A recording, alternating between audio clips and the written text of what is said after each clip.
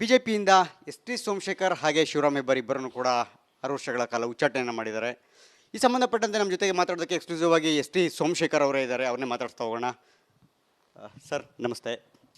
ಬಿಜೆಪಿಯ ಈ ಒಂದು ಪಕ್ಷದ ಒಂದು ನಿಲುವು ಮತ್ತು ಇವತ್ತಿನ ಒಂದು ಆದೇಶ ತಾವು ಎಕ್ಸ್ಪೆಕ್ಟ್ ಮಾಡಿದ್ದೀರಾ ಸರ್? 100ಕ್ಕೆ 100 ಎಕ್ಸ್ಪೆಕ್ಟ್ ಮಾಡಿದ್ದೆ. ಭಾಳ ಸಂತೋಷ ಆಗ್ತದೆ. ಭಾರತೀಯ ಜನತಾ ಪಕ್ಷ ಹೈಕಮಾಂಡ್ ಒಳ್ಳೆಯ ಡಿಸಿಷನ್ನ ಮಾಡಿದ್ದಾರೆ. ಅವರೇನು ಡಿಸಿಷನ್ ತೆಗೆದುಕೊಂಡಿದ್ದಾರೆ ಅದಕ್ಕೆ ನಾನು ಸ್ವಾಗತ ಮಾಡ್ತೇನೆ. ಹಿಂದೆ ಕಾಂಗ್ರೆಸ್ಸಿಂದ ಬಂದ ಸಂದರ್ಭದಲ್ಲಿ SPM ಅಂತಂದರೆ ತುಂಬ ಫೇಮಸ್ಸು, ಆ ಮಟ್ಟಕ್ಕೆ ಇತ್ತು. ಆ ನಂತರ ದೊಡ್ಡ ಮಟ್ಟದಲ್ಲಿ ಅಂದರೆ ಪಕ್ಷದಲ್ಲಿ ಕೂಡ ನಾವು ದೊಡ್ಡ ಮಟ್ಟದಲ್ಲಿ ಸ್ಥಾನವನ್ನು ಅಲಂಕರಿಸಿದ್ರಿ, ಅಂದರೆ ಚೆನ್ನಾಗಿ ಗುರುತಿಸ್ಕೊಂಡಿದ್ರಿ, ಎಲ್ಲ ರೀತಿಯಲ್ಲೂ ಸಕ್ರಿಯವಾಗಿದ್ರಿ, ಆಕ್ಟಿವ್ ಆಗಿದ್ರಿ. ಆ ನಂತರ ಏನಾಯಿತು ಅಂತ ಬರ್ತಾ ಇಲ್ಲಪ್ಪ, ಕಾಂಗ್ರೆಸ್ ಪಕ್ಷ ಬಿಟ್ಟು BJPಗೆ ಬಂದು JDS ಸಮ್ಮಿಶ್ರ ಸರ್ಕಾರದ ಅವಧಿಯಲ್ಲಿ ನಮಗೆ ಆಗಲಿಲ್ಲ.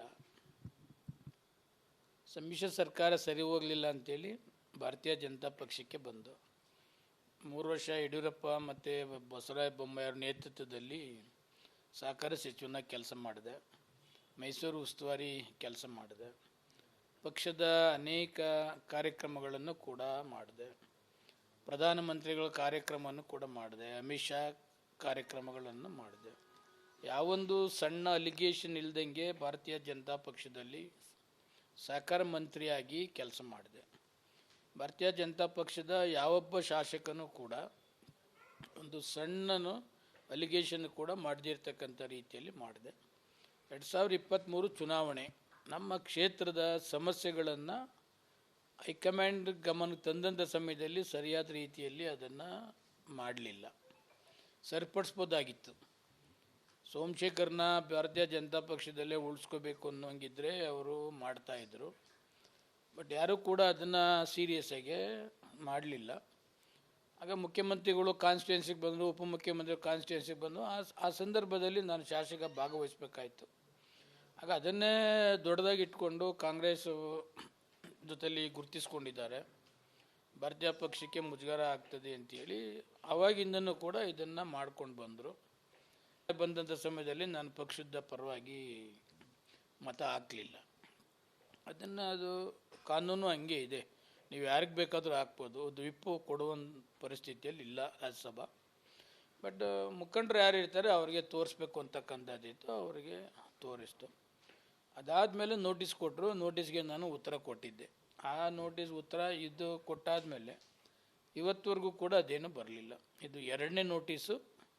ಅದಕ್ಕೆ ರಿಪ್ಲೈನೂ ಕೊಟ್ಟಿದ್ದೆ. ಪಕ್ಷಕ್ಕೆ ಮುಜುಗರ ಆಗುವಂಗೆ, ಲೀಡ್ರ್ ಮುಜುಗರ ಆಗುವಂಗೆ ಯಾವತ್ತೂ ಕೂಡ ನಾನು ಮಾತನಾಡಿಲ್ಲ. ಮುಜುಗರ ಆಗುವಂಥ ಸನ್ನಿವೇಶನೂ ಕೂಡ ನಾನು ಮಾಡಲಿಲ್ಲ. ಏನು ನಮಗೆ ನೋಟಿಸ್ ಕೊಟ್ಟಿದ್ದೀರಿ ಅದನ್ನ ಕ್ಯಾನ್ಸಲ್ ಮಾಡಿ ಅಂತ ನಾನು ಅವ್ರಿಗೆ ರಿಕ್ವೆಸ್ಟ್ ಮಾಡಿ ಲೆಟ್ರ್ ಕೊಟ್ಟಿದ್ದೆ. ಅದಾದ ನಂತರ ಇವತ್ತು ಬೆಳಗ್ಗೆ ನನಗೆ ಅದು ಬಂದಿದೆ. ಅದಕ್ಕೇನು ಕಾಮೆಂಟ್ಸ್ ಮಾಡಲಿಕ್ಕೆ ಹೋಗೋದಿಲ್ಲ.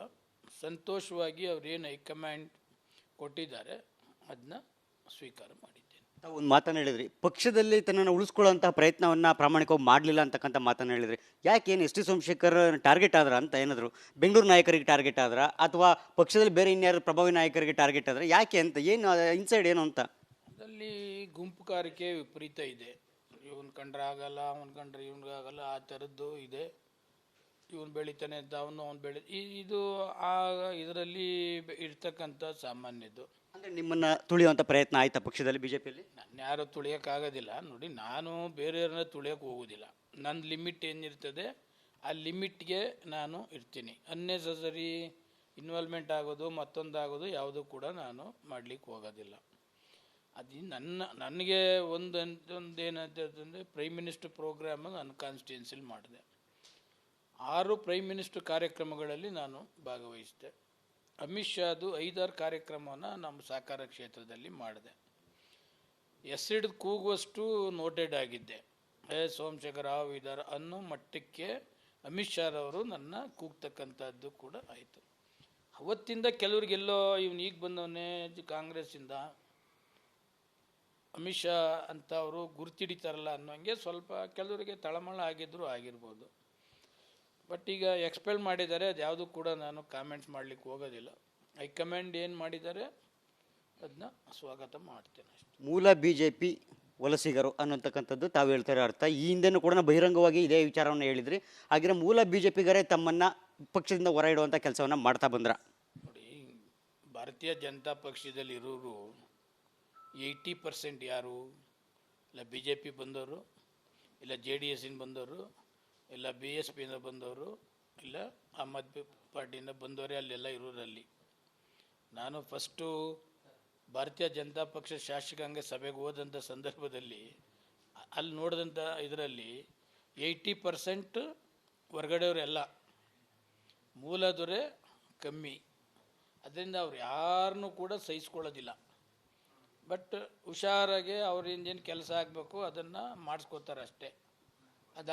ಕೆಲಸ ಆದಮೇಲೆ ನಾನು ಮುಂಚೆನೇ ಹೇಳ್ತಾ ಇದ್ದೆ, ಸೇರಿಸ್ಕೋವಾಗ ಜಾಮೂನ್ ಕೊಡ್ತಾರೆ, ಸೇರಿಸಾದ್ಮೇಲೆ ಪಾಯ್ಸನ್ ಕೊಡ್ತಾರೆ ಅಂತ. ಇದು ಭಾರತೀಯ ಜನತಾ ಪಕ್ಷ ಕೂಡ ಇದೇ ಮಾತನ್ನೇ ತಾವು ಮೈಸೂರಲ್ಲಿ ಹೇಳಿದ್ರಿ, ಇದು ದೊಡ್ಡ ಮಟ್ಟದ ಸಿದ್ಧಾಗಿತ್ತು. ಹಾಗಿದ್ರೆ ಪಕ್ಷದಲ್ಲಿ ವಲಸಿಗರಿಗೆ BJPಯಲ್ಲಿ ಸ್ಥಾನ ಇರೋದಿಲ್ವಾ, ಉಳಿಯೋದೇ ಇಲ್ವಾ? ಯಾರು ಕೂಡ ಅಲ್ಲಿ ಸುಭದ್ರವಾಗಿ ಉಳಿಯೋದಕ್ಕೆ ಆಗೋದೇ ಇಲ್ಲ, ಬಿಡೋದೇ ಇಲ್ವಾ ಅಂತ ಆ ಥರದ ವಾತಾವರಣ ನೀವು ಯಾಕೆ ಹೈಕಮಾಂಡ್ ನಾಯಕರು ಇದನ್ನು ಗಮನಕ್ಕೆ ತರೋಕ್ಕಾಗಲಿಲ್ವಾ ಅಂತ? ಹೈಕಮಾಂಡ್ ತಂದರೂ ಕೂಡ ಯಾರು ಏನೂ ಮಾಡಲಿಕ್ಕೆ ಆಗೋದಿಲ್ಲ. ಪ್ರಯತ್ನ ಮಾಡಿದ್ರೆ ಸರ್ ಯಾವಾಗಲಾದ್ರೂ? ಅಮಿತ್ ಶಾ ಅವರಿಗೆ ಇದೆಲ್ಲ ಕೂಡ ನಾನು ಪಕ್ಷ ವಿರೋಧಿ ಚಟುವಟಿಕೆಯನ್ನು ತಂದಾದಮೇಲೆ ಅಮಿತ್ ಶಾ ಅವರು ಕೂಡ ಡೆಲ್ಲಿಲಿ ಭೇಟಿ ಮಾಡಿ ನಾನು ವಾಸ್ತವಾಂಶ ಹೇಳಿದ್ದೆ. ನಾನು ಪಕ್ಷದಲ್ಲಿ ನನಗೆ ತೊಂದರೆ ಇಲ್ಲ, ರಾಜ್ಯ ಮಟ್ಟದಲ್ಲಿ ನ್ಯಾಷನಲ್ ಲೆವೆಲಲ್ಲಿ ನನಗೇನು ತೊಂದರೆ ಇಲ್ಲ, ಕಾನ್ಸ್ಟಿಟ್ಯೂನ್ಸಿ ವಿಚಾರದಲ್ಲಿ ಇವರು ಸರಿಯಾದ ಇದರಲ್ಲಿ ಬಳಸ್ಕೋತಾ ಇಲ್ಲ ಅಂತಕ್ಕಂಥದ್ದು ಕೂಡ ಅವ್ರ ಗಮನಕ್ಕೆ ನಾನು ತಂದಿದ್ದೆ. ಬಟ್ ಅವರು ಇಲ್ಲಿದ್ದೇನು ಸೆಟೇಟ್ ಮಾಡೋಕ್ಕೆ ಅವ್ರಿಗೂ ಏನೂ ಇಷ್ಟ ಇಲ್ಲ. ಅದರಿಂದ ಅದನ್ನು ಅವರು ಸೀರಿಯಸ್ಸಾಗಿ ತಗೊಂಡಿಲ್ಲ, ನಾನು ಕೂಡ ಅದನ್ನ ಸೀರಿಯಸ್ಸಾಗಿ ತಗೊಳ್ಳೋಕ್ಕೆ ಹೋಗಲಿಲ್ಲ. ಅದ್ಯಾವುದು ಕೂಡ ಅಲಿಗೇಷನ್ ಆಗಲೂ ಕೂಡ ನಾನು ಮಾಡೋಕ್ಕೆ ಹೋಗಲಿಲ್ಲ. ಅದೆಲ್ಲ ಪಕ್ಷದ ಅಧ್ಯಕ್ಷ ವಿಜೇಂದ್ರ ಅವರಿಗೆ ಎಲ್ಲ ಕೂಡ ಗೊತ್ತಿದೆ. ನಾನು ಸ್ವಲ್ಪ ನೇರ ಈಗ ಅಸೆಂಬ್ಲಿಲಿ ಬೈಕಾಟ್ ಮಾಡೋರು, ಅಸೆಂಬ್ಲಿ ಇರ್ತಕ್ಕಂಥದ್ದು ಅನೇಕ ಸಮಸ್ಯೆಗಳನ್ನ ಚರ್ಚೆ ಮಾಡ್ತಕ್ಕಂಥದ್ದಕ್ಕೆ ಅಸೆಂಬ್ಲಿ ಇರೋದು. ಇವರು ಬೇಕಾಬಿಟ್ಟು ಚರ್ಚೆನೂ ಮಾಡ್ತಿರಲಿಲ್ಲ, ಬಾಯ್ಕಾಟ್ ಮಾಡ್ತಕ್ಕಂಥದ್ದು. ಇದನ್ನು ನಾನು ವಿರೋಧ ಮಾಡ್ತಾಯಿದ್ದೆ.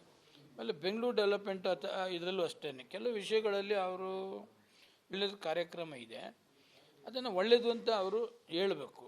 ಈಗ ಗ್ರೇಟರ್ ಬೆಂಗಳೂರು ಅವರೇ ಗ್ರೇಟರ್ ಬೆಂಗಳೂರನ್ನ ಕಮಿಟಿಂಗ್ ಮಾಡಿದ್ರು, ಅಸೆಂಬ್ಲಿ ಒಂದು ಕಮಿಟಿಂಗ್ ಮಾಡಿದ್ರು, ಕಮಿಟಿಲೂ ಭಾಗವಹಿಸಿದ್ರು ಅವ್ರ MLAಗಳು.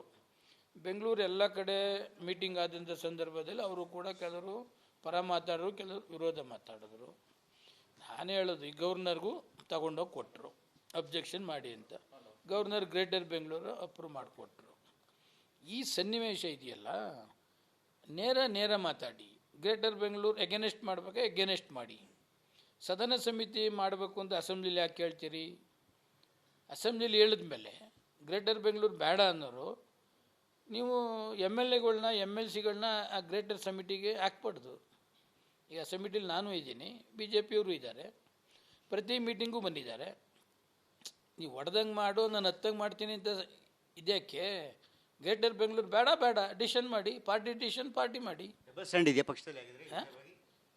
ಇದೆಲ್ಲ ಇದೆಯಲ್ಲ, ಸದನ ಸಮಿತಿ ಮಾಡಿದ್ದು ಯಾಕೆ ಹೇಳಿದ್ರೆ ಅಸೆಂಬ್ಲಿಲಿ ಹೇಳಲೇಬಾರ್ದಾಯಿತು, ನಾವು ವಿರೋಧ ಮಾಡ್ತೀವಿ ಅಂತ ಹೇಳ್ಬೇಕಾಯ್ತು. ಸದನ ಸಮಿತಿ ಯಾಕೆ ಬೇಕಾಯ್ತು? ಇವರು ಪಕ್ಷದಲ್ಲಿ ಇದ್ದು ಫೈಟ್ ಮಾಡ್ಬೋದಿತ್ತು, ಬಟ್ ಎಲ್ಲಕ್ಕೊಂದು ಕಡೆ ಕಾಂಗ್ರೆಸ್ಗೆ ಹತ್ರ ಆಗಿದ್ದು ತಮಗೆ ಮುಳುವಾಯ್ತು ಅಲ್ಲ.